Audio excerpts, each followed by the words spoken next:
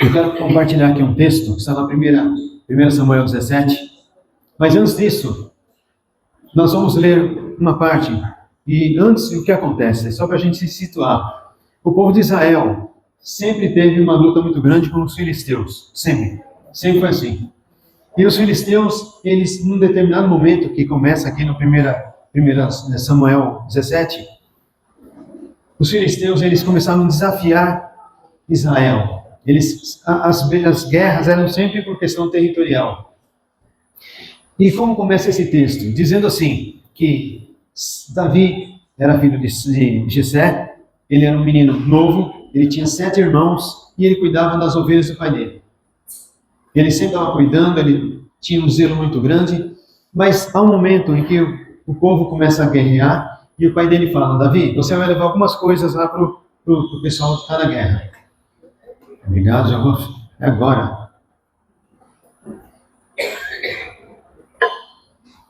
Ele diz: Davi, você vai levar alguns suprimentos, uns queijinhos, alguma coisa assim, lá para o pessoal que está na guerra. Dá uma olhada nos seus irmãos, os 3 irmãos mais velhos, e traga informações para que a gente possa entender como que estão as coisas. E Davi achou interessante aquela guerra toda, e de repente ele ouviu alguém gritando, um povo gritando. Que povo era esse?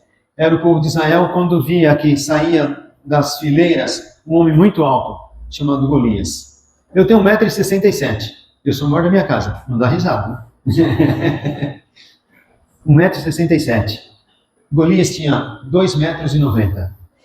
Eu não consigo imaginar uma pessoa desse tamanho. A gente gosta muito de vôlei em casa, e quando a gente ouve falar de 2,20 m, para mim é um absurdo, que é o batente na porta. 2,90 m passou da parede da laje, na verdade.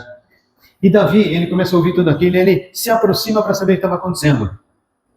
E o que acontece? Davi, ele começa a ouvir algumas coisas, que quem matasse Golias, a família não estaria isenta de impostos, não pagaria mais impostos, e uma das duas filhas de Saul seria esposa dele.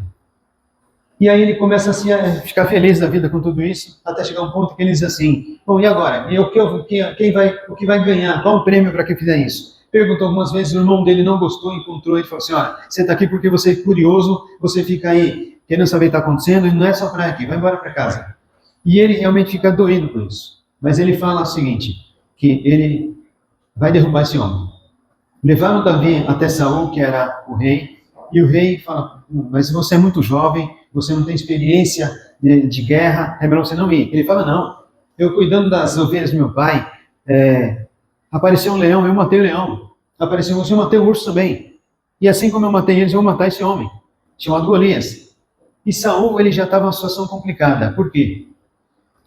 Um capítulo antes, Saul fez o que não deveria ter feito. Ele pisou na bola feio, e aí Deus faz o quê? Deus fala: você, esquece, você não vai mais ser rei. E nesse momento, Saul estava na guerra, ele deve ter pensado: a gente tem que ganhar a guerra de alguma forma, porque de qualquer forma eu não sou mais rei, eu vou perder todo o meu reinado. E aí ele coloca a armadura dele em Davi, e naquele momento que ele coloca, Davi tenta andar, não consegue, fala: não, para, não vai dar para fazer isso. Então vamos fazer o seguinte, deixa comigo. Ele pega algumas pedras do riacho, ele pega seria um estilingue, alguma coisa parecida, né? E aí começa a luta, termina a luta, porque ele acerta a testa de Golias, Golias cai, morto, e depois disso, todo mundo feliz, o povo filisteu acaba fugindo, alguns outros morreram, e o povo de Israel ficou feliz na vida. Basicamente isso, ok? Agora, por que nós vamos falar sobre essa questão hoje? Eu não sei até onde eu posso ir, de vez em quando eu ando. Posso? Obrigado. Oba, legal. Por que eu estou falando isso hoje? Eu quero falar sobre uma batalha. E essa batalha, ela começa aqui na nossa mente. Nós estamos no dia... Que dia que é hoje? 14? 18. Oi? 18, eu estou perdido. Dia 18. Hoje é dia 18 de janeiro. Essa semana eu me peguei pensando que fevereiro já tinha ido embora. Calma, vamos com calma. Tá tudo bem. E aí, eu comecei a pensar sobre essas questões da palavra. A pastora me perguntou se eu poderia ministrar a palavra. Eu agradeço por isso, evidentemente. Mas eu falei, alguma coisinha especial? Ela falou: não, fica à vontade. A gente conversou um pouco. Eu queria falar dessas batalhas nesse momento. Por quê? Porque nós temos 6 dias 6 dias buscando ao Senhor para 6 meses de bênção. Nós estamos aqui batalhando, estamos aqui perseverando. E o que acontece? Às vezes, tem gente que fala para mim, pastor, será que vai dar certo? O ano passado fizemos, não deu. O outro ano não deu. Até que ponto vale a pena vir e fazer esses 6 dias? Até que ponto vale a pena a gente ficar correndo? Até que ponto vale a pena ficar orando, jejuando, se nada acontece na minha vida? Até que ponto vale a pena se as minhas finanças estão quebradas, se meu carro pifou, se a minha casa não está boa, se eu briguei com a minha esposa, os filhos estão querendo me bater, enfim. E aí? Será que as coisas vão melhorar? Boa pergunta. Será que as coisas que você colocou dentro do Senhor vão melhorar? Então nós vamos ler aqui 1 Samuel. Esse não deu. Aqui. Abra sua Bíblia então, 1 Samuel 17, 31 a 58. Nós vamos ler e depois vamos falar um pouco sobre esse texto. Eu quero meditar nessa palavra hoje com você, para que a gente possa entender o que pode ser feito para que as coisas mudem definitivamente. Então vamos lá. A partir do 31... Eu vou pegar o 32. Disse Davi a Saul: ninguém se preocupe por causa desse filisteu. Seu servo vai lutar contra ele. Saul respondeu: você não conseguirá lutar contra esse filisteu e vencer. É apenas um rapaz e ele é guerreiro desde a juventude. Davi, porém, insistiu: tomo conta das ovelhas, meu pai, e quando um leão ou um urso aparece para levar um cordeiro do rebanho, vou atrás dele com um cajado e tiro o cordeiro da sua boca, e se o animal me atacar, eu seguro pela mandíbula e dou golpes nele com o cajado até ele morrer. Fiz então com o leão e o urso e farei também com esse filisteu incircunciso, pois ele desafiou o exército do Deus vivo. 37.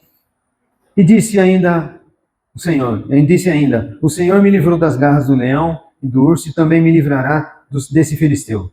Por fim, Saul consentiu, disse: está bem, então vamos lá.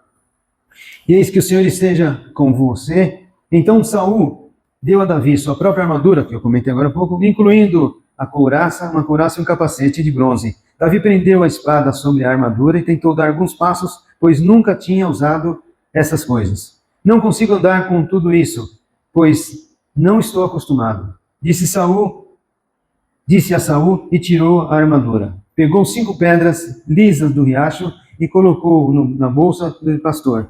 Armado também com um cajado e sua funda, que eu falei que é estilingue, né, para nós.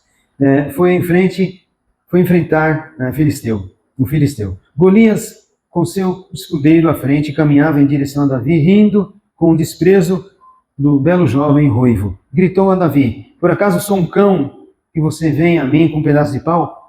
E amaldiçoou Davi em nome dos seus deuses. Venha cá e darei sua carne às aves dos animais selvagens, berrou Golias. Davi respondeu ao filisteu: você vem a mim com espada, com lança e dardo, mas eu vou enfrentá-lo em nome do Senhor dos Exércitos, Deus dos Exércitos de Israel, que você desafiou.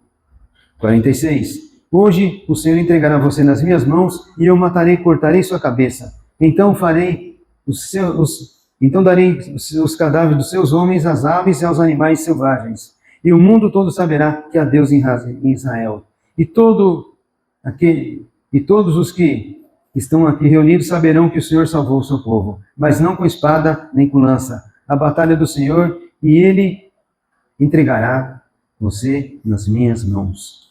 Quando o filisteu se aproximou para atacar Davi, foi correndo enfrentá-lo, enfiou a mão na bolsa, pegou uma pedra e atirou com a funda. A pedra acertou a testa do filisteu e ficou encravada ali, e Golias caiu com o rosto em terra. 50. Assim Davi venceu o filisteu e matou com apenas uma funda e uma pedra, pois não tinha espada. Em seguida correu até o filisteu, puxou a bainha da espada dele e usou-a para matá-lo e cortou sua cabeça. Até aí. Se já chegar a ver alguém que às vezes você fala que precisa orar e a pessoa fala: eu oro o tempo todo e nada acontece. Não, mas você tem que jejuar. Eu jejuo, não resolve nada. Na verdade, existe um conjunto de ações que nós temos que ter. Nós temos que orar, mas nós temos que jejuar, mas nós temos que adorar, mas nós temos que buscar o Senhor. nós temos que estar com o Senhor. Porque senão sabe o que acontece, queridos? Nós vamos viver frustrados. Um povo que tem um Deus tão grande, tão poderoso, o maior de todos, e às vezes a gente está frustrado. Por quê? Porque a gente não vê resultado. Essa batalha aqui é uma batalha entre Davi e Golias, mas eu acho que alguns aqui talvez tenham e estejam enfrentando batalhas também. Sim ou não? Sim. Ok. Pesadas ou não? Sim. Sim, claro que sim. Tem outros que estão tranquilos. Mas na verdade a gente precisa fazer o quê? Pôr na nossa mente que nós temos condição de seguir em frente, e nós vamos seguir em frente, e nós vamos batalhar para que esses gigantes caiam por terra em nome de Jesus. Amém? Mas para isso o primeiro ponto é entender quem são os gigantes da nossa vida. Quais são os gigantes? Pode ser uma dívida, pode ser um carro, pode ser um marido, pode ser uma esposa, pode ser... Quando eu falo marido e esposa, não é verdade, tá? Na verdade é assim, falei rapidinho, mas o seu marido não é o gigante que se opõe a você, nem sua mulher. A nossa luta não é contra a carne e o sangue, é contra principados e potestades desse mundo tenebroso, diz a palavra. Amém? Tem gente que, eu já vi algumas irmãs, há muito tempo atrás, não faz tempo que eu não ouço, que às vezes falava, né? Ô Senhor, toca, fecha a boca do leão. Eu estava falando do marido, espera um pouquinho, deixa o marido, eu não entendo essa coisa, fecha a boca do leão. Não é leão, leão é Jesus. Não é Jesus, mas vamos lá. Então, esse texto diz o seguinte, que que Golias ele não era simplesmente grande, ele era grande, ele gritava, ele falava alto e ele não tinha medo de ninguém. E eu fico imaginando, eu com 1,67 m, na frente de um homem de 2,90 m, bom, eu teria desmaiado antes, mas tudo bem. E você não vai desmaiar não, fica firme, alguém tem que ficar em pé. Mas, olha só, Saul, ele era um rei que ele estava ali no meio daquela guerra. Só que ele precisava colocar alguém para guerrear, um representante, que foi o que Golias falou, olha, levante um homem que venha lutar comigo e que me vença para que nós sejamos seus escravos. Mas se nós ganharmos, vocês serão nossos escravos. E é complicada essa questão, imagina perder tudo o que tem, tudo o que é, a identidade e tudo isso mais. Só que, quando a gente fala sobre gigante na nossa vida, eu não estou falando só sobre gigantes aparentemente grandes, né? Eu estou falando, por exemplo, o seguinte, que existem alguns inimigos, alguns gigantes que querem ser mais importantes que Deus. Isso é um gigante. Quando você não toma o devido cuidado e começa a não vir à igreja, não batalhar, não orar, nada disso, sabe o que acontece? Isso é um gigante que você tem que derrubar. Se você tem dificuldades, mas você, ao mesmo tempo, não fala para ninguém, não abre a boca, não compartilha com uma pessoa de confiança, é um gigante que você tem que derrubar. Alguns gigantes não estão ali fora, estão aqui dentro do coração. Você sabia disso? Tem alguns gigantes que estão dentro de nós. A incredulidade aqui, por exemplo, é um gigante. A pessoa fala, mas você acredita? Ah, não acredito. Ah, mas Jesus, não, mas eu não acredito. Ah, mas não acredito em nada. É um gigante. E nós temos que fazer com que esse gigante caia por terra em nome de Jesus. Amém? Tem ainda outros gigantes do tipo, aquele que quer te impedir de cumprir o propósito do Senhor. Eu gosto de alguns reality shows. Eu gosto de música. E é interessante que, às vezes, acontece de ter um reality show, por exemplo, de música, onde alguém vai um candidato lá, e geralmente o que me toca muito, sabe o que é? É ver os pais chorando pelo filho. É ver os pais batalhando pelo filho. E nós precisamos, como pais, como mães, batalhar pelos nossos filhos, batalhar pela nossa família. Porque se nós não fizermos isso, isso vai virar o quê? Um gigante também. Amém? É preciso entender também que um gigante é aquele que entra na nossa vida e fala, você não precisa ficar lendo a Bíblia o tempo todo. A Bíblia não é toda verdadeira, não. Do Antigo Testamento para trás não é verdadeira. Tem igreja que acha que não precisa do Antigo Testamento, só do Novo Testamento. São gigantes que se opõem. São gigantes que estão se levantando, às vezes até dentro da igreja, e a gente precisa batalhar. Amém? Então, é preciso que você entenda quem é o gigante que está na nossa vida. Se eu faço uma coisa errada e continuo fazendo errado e nunca muda nada, isso é gigante. Você criou uma resistência, você criou uma condição em que esse gigante não vai sair da sua vida. Por quê? Porque você mesmo admite que tá bom. Eu até lembro de uma história, muito tempo atrás, que dizia assim, que um rapaz, um homem, estava andando no meio do mato, e de repente ele achou um ovinho. Ele falou, que ovo bonitinho, não era um ovo de galinha, era um pouco maior. Que graça! Olha, eu nunca vi ovo desse jeito, eu vou levar para casa. Aí levou para casa, começou a esquentar, colocou no lugar quentinho, deixou lá bem bonitinho. E foi contando o tempo, passando o tempo, ele olhou e falou assim, que bonitinho, olha, eu vou cuidar dele quando ele nascer. Deve ser algum bichinho, algum passarinho. E o dia que nasceu, ele percebeu que não era um passarinho, uma cobra. Ah, mas eu cuidei enquanto era ovo, então não tem problema. Ele começou a cuidar daquela cobrinha, bonitinho, com carinho, dando comidinha, até que um dia que aconteceu? Nhão. Ele foi morto pela cobra. Ele se acostumou com a condição. Estava claro que não era o que ele imaginava, mas ele insistiu, até o ponto de que ele morreu por isso. Nós precisamos, queridos, deixar esses ovinhos que são encontrados pelo caminho fora de nós. Precisamos deixar de lado, para não ter surpresas. Amém? Amém? Amém. Vamos seguir em frente. Dentro dessa questão desse ano, que nós temos que batalhar, lutar contra esses gigantes, nós precisamos também fazer o quê? Desenvolver uma identidade corajosa. Como é que eu desenvolvo uma identidade corajosa? Por exemplo, quem você é? Você sabe quem você é? Você sabe o que você pode fazer? Tem gente que olha no espelho e não tem coragem de ficar olhar mais que uma vez.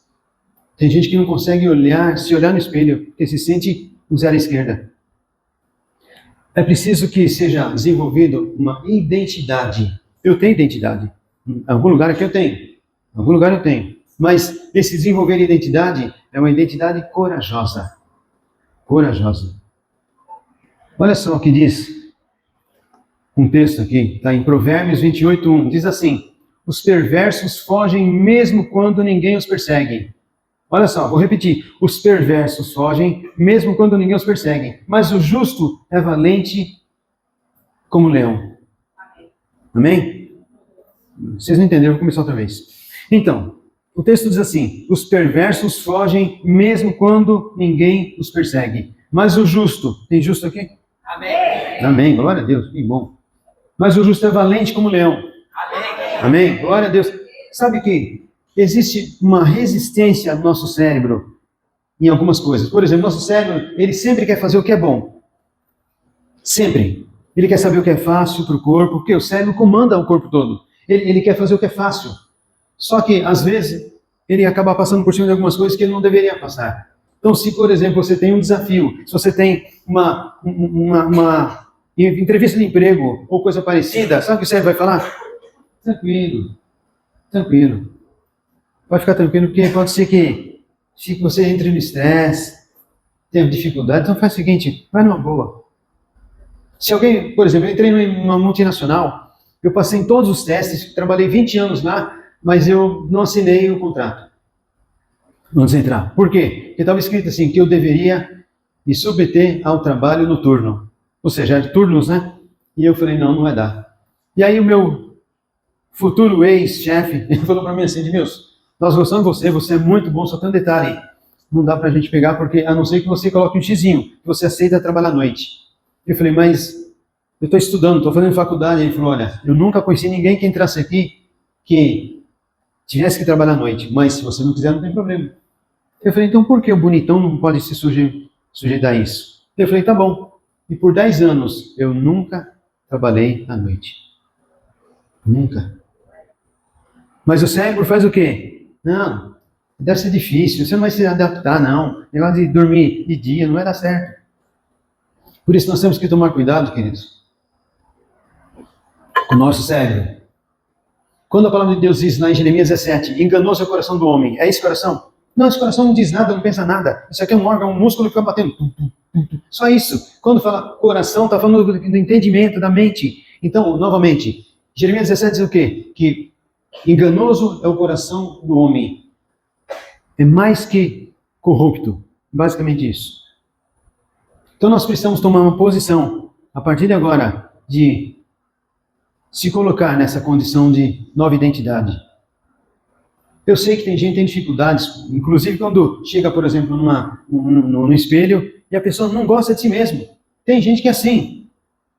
E eu, como que era? Eu era o mais magrinho de casa, chamavam de fusquinha de porta aberta, sabe? Eu gostava de Black Power, aquele cabelão grandão. Eu trabalhei num lugar onde o dono da empresa, ele falava assim, você parece preto. Eu tinha 13 anos, ele falava, você parece preto, fica batendo. E eu sempre gostei de música. Eu trabalhei numa empresa, para vocês terem uma ideia, não foi eu não, mas um rapaz que eu conhecia, que ele acabou pisando a bola em alguma coisa. O dono, o chefe daquela área, pegou uma empilhadeira, colocou um pallet, falou, senta aí. Ele sentou, subiu uns 3 ou 4 metros, você vai ficar de castigo aí até a tarde. Gente, eu estou falando de coisas que eu vivenciei. Agora tem gente assim, as coisas estão difíceis hoje. Vocês não vivenciaram o que eu vivenciei. Vocês não começaram a trabalhar cedo. Vocês estão entendendo? Essa identidade a gente tem que gerar. Nós vamos seguir em frente, senão não acaba nunca isso aqui. O texto diz que os justos são como o valente. O valente, ele é o rei da selva, certo? Mas o valente, quem que é? É o leão. O leão, ele não tem que se esforçar para dizer, eu sou leão. Ele é o leão, acabou com o final. Ele não é o maior. Tem hipopótamo que é maior, tem rinoceronte que é maior, quem mais tem? Enfim, tem um monte de bicho que é maior que ele. Mas ele tem em mente que ele é o bom. Ele é o rei. Ele decidiu assim. Então quando a gente fala assim, viu um macaquinho, que bonitinho. Viu um negocinho bonitinho. O leão. Pronto, já. A gente tem uma brincadeira em casa, né? A Olivia, minha neta, ela faz assim, aí tu, não, leão, a gente se esconde, brincando. O leão, ele não precisa se esforçar para provar que é leão. Ele tem uma identidade própria. Amém? Coragem é uma característica de quem é ousado, que tem valentia, de quem não tem medo de mudar, de fazer coisas novas. Já viu gente ter medo do novo? Não vou fazer. Mas a pessoa tem eu trabalho com consultoria, com empresas, né? E a gente trabalha muito com plano de negócio, ou seja, é desenvolver um plano para que o empresário ele coloque em prática e ele ganhe dinheiro. É o papel dele, ganha dinheiro, é investidor. E o meu papel qual que é? É desenvolver esse plano de negócio. E é curioso que às vezes a pessoa tem todas as condições de ser bem-sucedido, mas fala, não, tenho medo. Deixa assim. Não vou arriscar, não. O que faz o leão reinar é a ousadia que ele decide ter. Nem sempre ele consegue o que quer, mas ele vai dar um jeito, vai conseguir de outra forma. Amém? Amém? Glória a Deus. Esse amém, né? Não estou querendo ser chato, não. Mas até no amém a gente está vendo o quê? A mente trabalhando.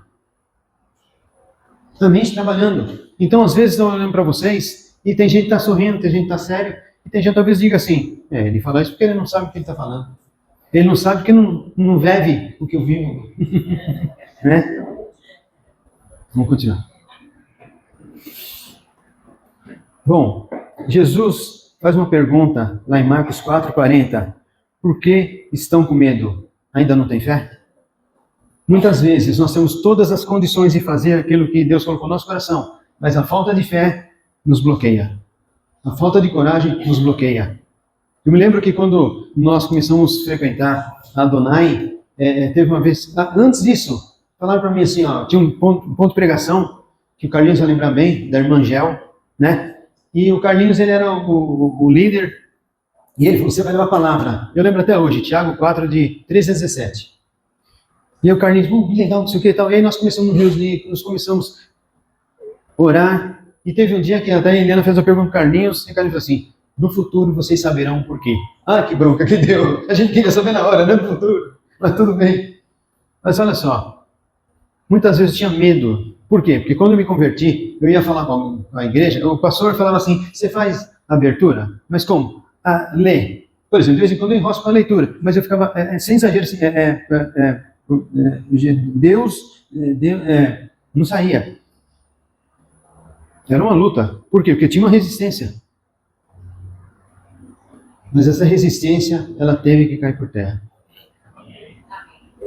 E nessa cair por terra que eu digo, eu trabalhei com treinamento, e olha, só viajando, não é para minha glória não, mas só viajando, daria para dar 5 voltas em volta da terra. Foram 4.000 alunos. Mas eu tive que vencer um gigante. Estava dentro de mim, dizendo, você não vai conseguir. Você não vai fazer. Você não pode. Quantas vezes o pastor Valmeira, a pastora Nil e tantos outros líderes falavam alguma coisa, eu pensava, mas será que é para mim mesmo? Será que é? O pastor com aquele jeitão dele, filhão, vai lá, vai lá. Ele sem chamar de filhão, vai lá. Sabe, motivando, a pastora Nil, levando. Eu lembro que uma vez eu cheguei e falei, a gente estava numa reunião, e eu comentei alguma coisa, não, o que aconteceu isso. A pastora Nil falou assim, e o que você falou? Eu, nada. Ele falou, como nada? Você é um líder, aconteceu esse problema e você não faz nada? O que está acontecendo? Eu, e agora? Ela estava fazendo o quê? Me direcionando. Eu tinha duas opções. Eu ouvia e continuava e melhorava, mudava, ou simplesmente falava assim, todo igual, como sal, deixa um pouco pro Natal. Gente, não dá, né? Não dá. A gente tem que mudar, amém? A falta de música, eu sou louco já. A falta de coragem muitas vezes está ligada à falta de fé. Já falamos. Quando os membros de um conselho, Atos 4:13, estou lendo aqui para a gente seguir em frente. Quando os membros do conselho viram a coragem de Pedro e João, ficaram admirados, pois perceberam que eles eram homens comuns, sem instrução religiosa. Reconheceram que eles haviam estado com Jesus. É impossível ter estado com Jesus e continuar do meu jeito. É impossível ter estado com Jesus e não mudar nada. É impossível ter estado com Jesus e nada acontecer. É impossível. É impossível. Não tem como continuar do meu jeito. Não tem como continuar do seu jeito. Se Jesus está comigo, está com você, temos que mudar. Se Jesus está conosco, nós temos que fazer o quê? Nós vamos muitas vezes ter que passar por cima do nosso eu e falar, não, eu vou fazer. Mas você não pode, eu posso. Eu posso tudo aquilo que fortalece. Não, mas você não vai conseguir. Vai conseguir sim. Glória a Deus. É dentro desse âmbito que nós temos que crescer, queridos. A gente tem conversado com a pastora Nil a dificuldade das batalhas. E ela está ali batalhando. Agora, vai me dizer se é fácil o que ela faz. Vai me dizer se é fácil estar na frente de uma igreja. Vai me dizer que é fácil. Nada fácil, né? Eu fico imaginando a pastora, a situação dela. Eu vou tentar não chorar. Esses dias eu me peguei chorando aqui, eu não sabia por quê. Aí de repente eu parei, tomei água, e eu percebi que eu estava chorando por quê? Meu pai morreu. Meu pai espiritual foi embora. Era referência. Ele era referência para mim. Mas de repente a gente faz o quê? Respira fundo, segue em frente, e a gente até brinca, né? Tá de boa, sai com Jesus. Tá descansando. A pergunta é, e agora? Quem é meu pai? Boa pergunta, né? Nós temos que passar por cima desses obstáculos. Nós temos que mudar a nossa mente, a nossa forma de pensar. Amém? Se você tem estado, se você esteve com Jesus, então volte para estar com Jesus. Se você está com Jesus, mude as atitudes e siga em frente. Os apóstolos eram pessoas comuns, mas eram reconhecidos porque haviam andado com quem? Com Jesus. Precisamos caminhar mais com Ele, insistir em conhecê-lo cada vez mais e sermos cada vez mais parecidos com Ele. Se nós não formos parecidos com Jesus, não vai resolver muito. Eu não estou falando ser igual, ser parecido. Amém? Vamos seguir em frente. Davi tinha autoridade em proteger seu rebanho lutando com leões, ursos e vencê-los. Aqui parece que já misturou todo mundo, mas não misturou não. 1 Samuel 16. Obrigado. Saul pisou na bola. Deus falou, não quero mais nada com você, chega. Deus fala para Samuel, Samuel, você vai na casa de Jessé e você vai procurar nos filhos dele. E eu vou dizer quem você deve ungir rei. E quando ele chega lá na casa de Jessé, ele fala com Jessé, prepara tudo que tinha que preparar e fala assim, cadê os seus filhos? Aí vem aquela fila, né? 7 pessoas, 7 filhos. E quando ele fala assim, ele vê um que é o mais fortão, mais bonitão, ele diz assim, isso é rei. Então ele vai deitar o óleo e Deus fala, não. Você está vendo o quê? Exterior, eu estou vendo o coração, não é esse não. Tá bom, Senhor. Então próximo, não. Próximo, não. Próximo, não. Chegou no 7º, não. Espera um pouquinho. Como não, Senhor? O que está acontecendo? E de repente ele olha para Jessé e fala, tem algum outro filho seu. Aí Jessé fala, tem Davi, Davizinho. Davi, ele está cuidando das ovelhinhas minhas. Samuel fala, traga ele aqui. E esse Davizinho, no capítulo 16, ele faz, sabe o quê? Ele estava na casa dele, chegou alguém e chamou, porque falou assim, olha, Saul está recebendo um espírito demoníaco sobre ele, esse espírito entra nele e ele fica bravo, ele quer quebrar tudo, uma loucura, um demoniado mesmo. E aí o que acontece? Alguém falou assim, rei Saul, por que você não pede para alguém vir aqui tocar uma música? Quando você estiver assim endemoniado, a pessoa toca música, você vai ficar tranquilo. Ele, boa ideia. Outra pessoa falou assim, eu conheço alguém, Davi, o Davizinho, o filho de Jessé. Por quê? Ele é um homem de boa aparência, ele sabe tocar e Deus é com ele. 1 Samuel 16. Deus é com ele. O texto diz, e nós não vamos entrar nesse detalhe, mas o texto diz assim que às vezes Saul ficava tão endemoniado que Davi tinha que correr. Ele pegava a lança e querendo matar Davi, e Davi tinha que correr. Esse mesmo Davi que começou um ministério desse jeito, é o Davi que foi esquecido pelo seu pai, mas também é o Davi que, quando a gente olha em 1 Samuel 17, o rei já sabia que era ele, já tinha tocado para ele, e pergunta para Abner, o comandante dele, diz assim, Abner, de quem é o pai desse rapaz? E ele fala, Senhor, rei, não faço a mínima ideia. Era Davi. Davi, ele foi esquecido pelo pai, esquecido por tanta gente, esquecido. E aí, quem faz? Não faz nada. Simplesmente nada. Deixa as coisas seguirem em frente. E continua buscando a Deus. Fazendo a obra do Senhor. Amém? Dentro da nossa casa, queridos, nós temos que tomar uma posição de fazer o que tem que ser feito. De falar, a partir de agora sim. Não brigando com a esposa, mas falando para o diabo, a partir de agora sim. Eu e a minha casa servimos o Senhor. Pronto, final. Falar para o diabo, você não tem parte aqui na minha casa. Chega de bagunça, chega de fofoca, chega disso, de tudo que você tem feito, chega. Não aceito mais em nome de Jesus. E eu acho que o diabo até para e fala assim, ih, acordou, hein? O cara acordou. É isso mesmo, acordou. Eu não sei você, mas quantas vezes eu tive que tomar umas broncas da Eliana para orar, para ter uma vida, não é uma vida de crente, não vou falar isso não, mas uma vida como casal, para que a gente pudesse seguir em frente. Quem aqui tem sonhos a serem conquistados? Levanta a mão, por favor. Legal. E o que você tem feito quando o diabo vem na sua frente e quer te impedir? O que você faz quando sua esposa fala, não é por aqui? Eu conheço muito homem assim. E eu já fui assim, provavelmente. Eu sou homem da casa. Tem gente que fala, sou homem da casa. Eu que cuido, eu que mando, desmando. Depois, dá de frente com o cão e não sabe para onde correr.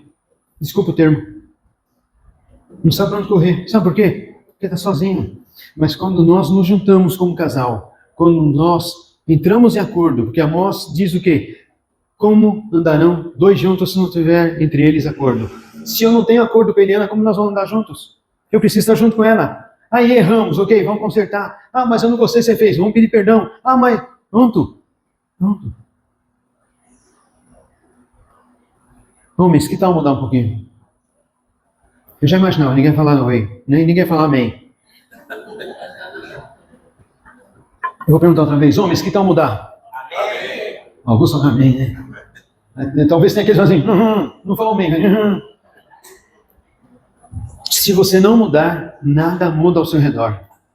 Nada muda na sua casa. Absolutamente nada. Vamos seguir em frente? Para encerrar, eu quero que você preste bastante atenção numa coisa. Aqui diz o seguinte, que, aliás, eu não me lembro onde está isso aqui. 1 Samuel 17, 16 diz assim, durante 40 dias, pela manhã e à tarde, o guerreiro filisteu se apresentava diante do exército israelita e o desafiava. Por quanto tempo? 40 anos. O povo de Israel andou por quanto tempo no Egito? 40 anos. Jesus, quando começa o ministério, Não, 40 dias. Jesus, quando ele começa o ministério, o que acontece com ele? Ele é levado ao deserto. Para quê? Voltando. Tá certo, então tá certo. Deserto, 40 anos. Isso. Tá bom. Tá joia. Quanto tempo Noé demorou para abrir a arca? 40 dias. Quanto tempo Moisés morou lá no palácio de Faraó? 40 anos. Quanto tempo ele ficou no deserto? 40 anos. Quanto tempo ele voltou, ele assumiu? 40 anos. Vocês perceberam que tem esse 40 o tempo todo? Não é uma questão de numerologia. Mas o que eu quero entender, aliás, o que eu quero te falar, antes eu quero passar uns endereços para ninguém falar, onde está escrito isso? Noé e o dilúvio, Gênesis 6, de 11 a 12. 40 dias para aprender a não ser violento e mau. Deixa eu explicar isso aqui. Na verdade, o que acontece?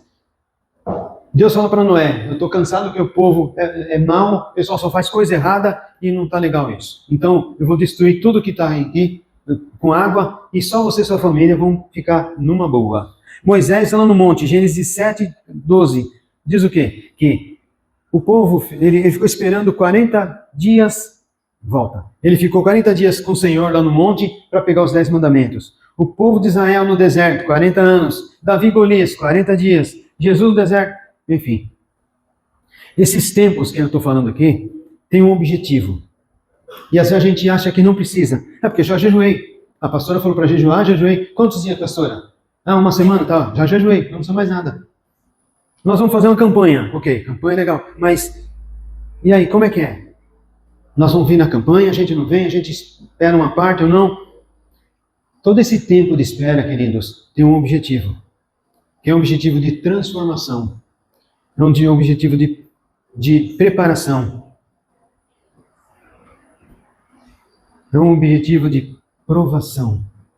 Então, quando nós estamos falando sobre esse texto, e eu me lembrei comecei a pesquisar isso aqui, na verdade, sempre que a gente está numa batalha contra gigantes, o que provavelmente aconteça, não estou afirmando, provavelmente aconteça o seguinte, a gente observe que as coisas, tudo que era para ser feito, foi feito, mas nada, não aconteceu nada ainda de concreto.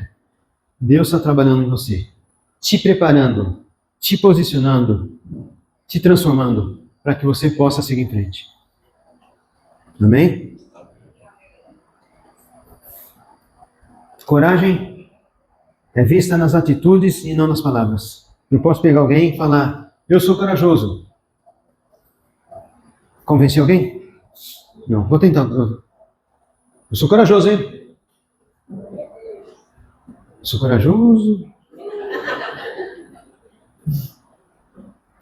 Isso não diz nada.